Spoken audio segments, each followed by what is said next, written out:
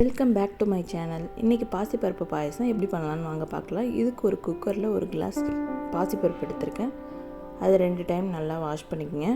இப்போ 2 glass water add பண்ணிப்போம். இப்போ மூடி ஒரு 5 விசில் மீடியம் ஃப்ளேமில் வச்சு எடுத்துப்போம். இப்போ ஒரு கடாயில் 2 டேபிள் ஸ்பூன் நெய் ஆட் பண்ணிக்கோங்க. நெய் நல்லா உருகுனதுக்கப்புறம் முந்திரி சேர்த்துக்கலாம். இப்போ முந்திரி பொன்னிறமாக வந்துருச்சு. இப்போ இது கூட உலர் திராட்சையை சேர்த்து நல்லா பொரிச்சு எடுத்து இதை ஓரமாக வச்சுக்கோங்க. இப்போ தேங்காயை குட்டி குட்டியாக கட் பண்ணி இது மாதிரி சேர்த்துக்குங்க. அதையும் நல்லா நெய்யில் பொரிச்சு எடுத்துப்போம். இதையும் ஓரமாக வச்சுருங்க. இப்போ ஒரு கப் நாட்டு சக்கரை எடுத்துருக்கேன். அது கூட ஒரு கிளாஸ் தண்ணி ஆட் பண்ணி நல்லா நாட்டு சக்கரை கரையிட்டும். இப்போ கரைஞ்சிருச்சு. இதையும் ஓரமாக வச்சுக்கோங்க.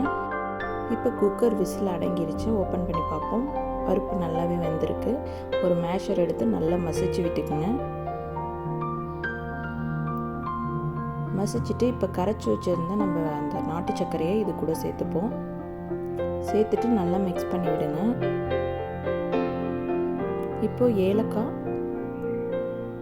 ஒரு சிட்டிகை உப்பு ஆட் பண்ணி ஒரு 5 நிமிஷத்துக்கு கொதிக்க விடுங்க.